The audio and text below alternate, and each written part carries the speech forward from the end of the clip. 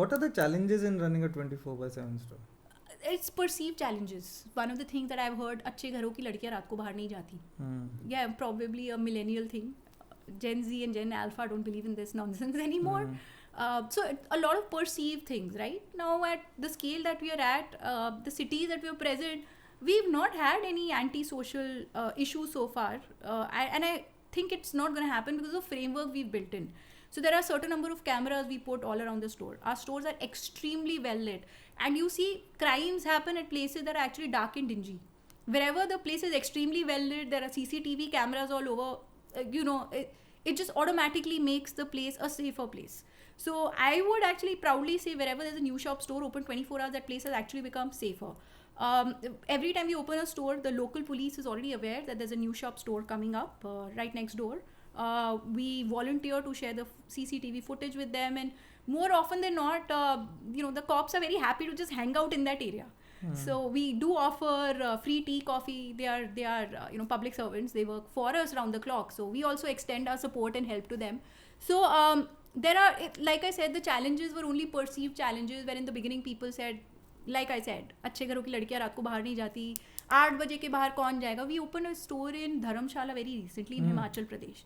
Literally, if we would have listened to investors and people, we would have not opened that store 24 hours. I'm glad we did because we listened to our franchise owner, a lady who's running that store. She's actually an orphan and extremely determined. So she's running that store beautifully. It's the biggest hangout spot in Dharamshala right now. And thank God we listened to her that we need to operate that store 24 hours. Otherwise, people are like, you're opening a store in the mountains. Why would anybody go to your store after 8 p.m? It gets dark. It's unsafe. But you see how happening that store is after 11 p.m. all the way up to 4 a.m. Firstly, you took the word omnichannel multiple times, and there are very different definitions of it. What does omnichannel mean to you? Omnichannel means not restricting the customer. Being accessible at all touch points where your customer is seeking you. So like I said, we are across 12 channels, so customer can just walk into a store, which the customer loves doing the most. But they can also place an order on WhatsApp. They can place an order on our website. They can just call at the store, place an order. There's SMS. We're also listed across all delivery platforms, and there's like this whole list of things. So we are where the customer wants us to be, and serving them anything, anytime, anywhere. And of the omni-channel sales, how much is on store for you? Is it like 70-80%? It's actually 90%. 90%. Even though we're available across all channels, our customers are, in fact, most of them come on foot. Achha. And they're coming from almost a 1 kilometer radius. So as a tech company, we have all the data. We're doing all kind of mapping. They're coming from a 1 kilometer radius. I'll tell you one funny thing. If you go and search the word omni-channel, it's been hijacked by all the marketing tech companies. तो आप करोगे तो कोई CRM का platform आएगा, कोई analytics का आएगा, कोई CDP का आएगा. तो if you just think omni-channel from what internet sees, it's been hijacked by a lot of tech companies, especially for the omni-channel marketing. So you mentioned about customer का omni-channel experience क्या है, where does he want? So it's mostly sales, है ना? So it's revenue. It's not even about marketing. Correct. So that's what I've observed. कि who is controlling the narrative of omni-channel? So yeah. What did you find out? तो ये मतलब hijack किया हुआ है tech companies ने. They want that omni channel marketing. They talk about SMS, Facebook, Google marketing. सबका reports भर के है. No very few people talk about the real piece which is what you are touching about. It's the omni channel customer experience. He wants to be available. I believe customer knows everything. Which is why we have never really spent any money on marketing. We don't need to. We're looking at a customer who's the smartest of them all. Yeah. So here I want to talk about marketing. So what does marketing mean for you? Because you mentioned you have also signed up Rajkumar Rao, and his ads don't appeal to a customer. He's more of a franchisee, attracting the franchisee. So what was the thought behind it? See, we think, I'll give an example of why we thought convenience retail from a customer's point of view. So many years ago, 10 years ago, me, Charak and Mani were running an online reputation management company that was based out of Mumbai. And we used to live in Lokhandwala and travel all the way to Bombay Stock Exchange, which is where our office was. And that journey was painful. Like the first 15-20 minutes was in a bus. Then there was a local train. and then there was a walk or a cab from the Churchgate railway station all the way to the Bombay Stock Exchange building. And every time Charak and Mani had newly returned from US, I was also well traveled, and we used to, like, you know, as a young person, you can't just buy a Starbucks coffee every day. You can't have a Starbucks sandwich, and you're constantly on the go. So where was there time for a bite to come? We had ad hoc working hours, and literally every day sitting in the train we would sulk. Why is the big convenience store chains not entering India? Because we were used to, you know, grabbing a coffee, grabbing a sandwich, going to work whenever we lived in other countries. And this is something that was hurting us, that, you know, as a consumer, where do I go and shop? So I think there's always been a latent demand, which is why we've never had to advertise to a consumer. Availability, affordability, and 24/7 access with standardization has been the consumer So billboard demand. is the main thing. Yes, you just tell them that we are solving that demand, and they'll come flocking to your store. What needed to be done is that, you know, franchising has not really been done in a democratized fashion in India before.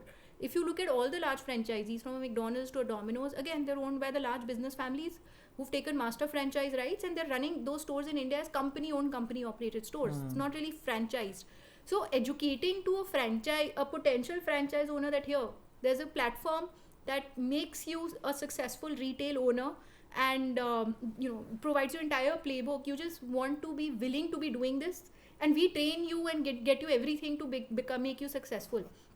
So when we started looking at who are the franchise owners, we saw that literally the biggest cohort was you know, the second or the third generation of these local shop owners or local businessmen. And those were the guys we really wanted to target. And every time I thought of who's the person who's ideal to represent them, who's had his own struggling story and sort of created a mark on his own despite all the criticism and everything that people gave to him, I just thought of Rajkumar Rao. And when we told him, you know, that we are first time entrepreneurs in retail, and you know how retail is, and you are an outsider in Bollywood, and you know, we kind of like gelled together, and he was like instantly sold. And you can see he's put his heart and emotions. In fact, if you see our ad, usme, you know, there are a lot of these tanas around. वो सारे ताने हमने सुने. Like I was told, तुम IIM Calcutta से पढ़ के अब चिप्स बेचोगे, और ये हमारे सारे पैसे डुबाएगा. Yeah, servant saying, oh shit, now next month I'm not going to get the salary because this family is going to get bankrupt because of their stupid child who wants to do something different from the family business or something. These are all tanas we have heard, and much worse. In fact, everyone that I knew, including Raj, we were in that on the set, all resonating with the entire storyline. How in India somebody dares to think different, and then the society pressurizes you to not think different. So our challenge was to put our case in front of the young people who want to start their business, and giving them that comfort that you come to New Shop and you're taken care of. So our entire ad was B2B targeted, and like I said, in the year 2022 end, when all our stores had become profitable, we were like, now we're going to start franchising. एक दिन राजकुमार राव के साथ shoot किया. In a week's time, the ad was ready. A week after that, around 15th of Jan, we announced on the newspaper in Delhi that all New Shop stores are now looking to be franchised. Within 2 weeks, all the company-owned stores were franchise-owned stores, and there's been no looking back after that. So that one newspaper ad and Rajkumar Rao was just enough to sell all our franchisees, and we continue with that same feeling and attracting similar kind of franchise owners who dare to dream big, but are stopped by societal pressures. Amazing. So tell me one thing, if I think about somebody who's like you said is your TG, who's thinking about what do I do for me myself, and he wants to be a franchise owner, so what should he keep in mind while selecting a franchisee business? For New Shop or across? Any, generally what's a framework, and then maybe we'll talk about what is in it for him in New Shop. Sure. So multiple things. How much money are you holding? Like your investment capability. Second, your risk appetite. So how much is the investment capability generally? So at New Shop, you can start your store at 25 to 30 lakhs, all inclusive. So we build the store, provide inventory, everything in less than a 25-30 lakh range. Okay.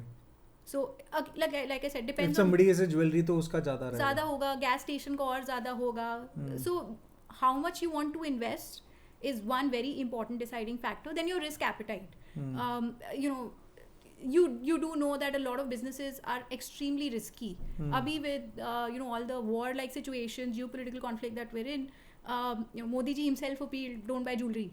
So I'm sure there are a lot of products and sectors where the demands are hit. But New Shop is COVID proof, recession proof, war proof. It's FMCG retail.